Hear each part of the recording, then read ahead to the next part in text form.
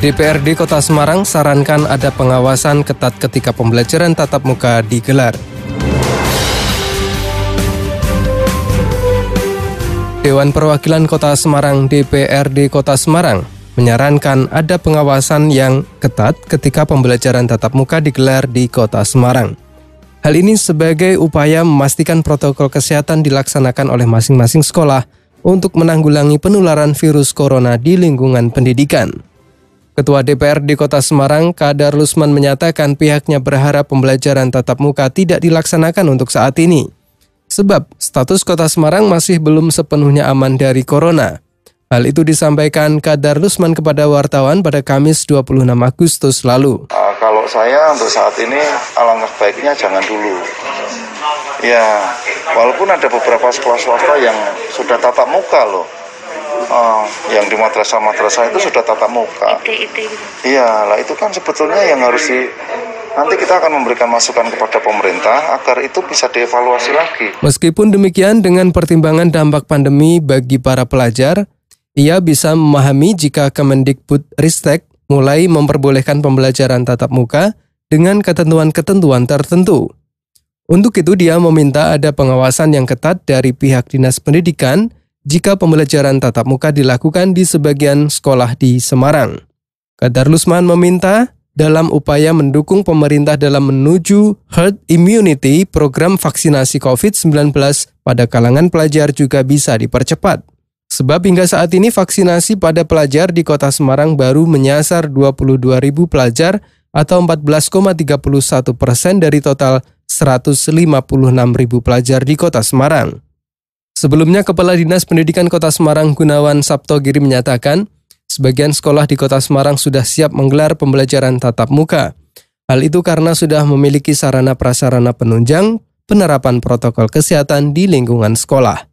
Pemerintah Provinsi Jawa Tengah pun juga telah mengizinkan sekolah melakukan pembelajaran tatap muka terbatas pertanggal 30 Agustus mendatang. Hal itu dilakukan karena sejumlah daerah di Jawa Tengah telah memasuki PPKM level 1, 2, dan 3. Mengingat sekolah yang diizinkan menggelar pembelajaran tatap muka terbatas adalah sekolah yang berada pada level 1, 2, dan 3, serta telah melakukan uji coba. Gunawan Saptogiri menjelaskan bagi sekolah yang menggelar tatap muka harus mematuhi ketentuan pemerintah. Di antaranya selama pelaksanaan pembelajaran tatap muka, jam pembelajaran hanya maksimal 4 jam. Kemudian jumlah peserta hanya 50 peserta dari kapasitas ruang kelas. Pihak sekolah bisa menggunakan model giliran atau shift ataupun model ganjil genap bagi para siswanya. Sementara itu, juru bicara Satgas Penanganan COVID-19, Wiku Adi Sasmito dalam siaran persnya Kamis 26 Agustus lalu mengatakan, satuan pendidikan atau sekolah perlu membentuk satuan tugas pengawasan pembelajaran tatap muka. Satgas pengawasan ini ditujukan untuk satuan pendidikan yang akan kembali atau sudah membuka pembelajaran tatap muka, agar dapat mengawasi penerapan protokol kesehatan saat pembelajaran tatap muka sedang berlangsung. Untuk memastikan keamanan masyarakat yang terjamin melalui protokol kesehatan yang dijalankan dengan baik, maka satuan pendidikan perlu membentuk Satgas.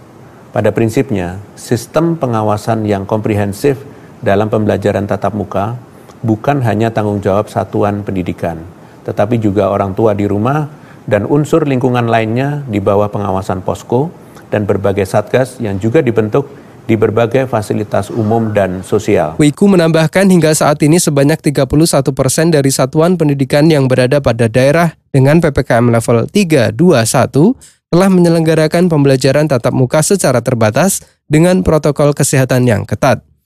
Dalam mengatur operasional pembelajaran tatap muka, beberapa regulasi telah diterbitkan yang mencakup persiapan baik sebelum dan selama perjalanan, pelaksanaan di satuan pendidikan, dan evaluasinya. Demikian tim pemberitaan Radio Idola dengan produser Heri Chandra.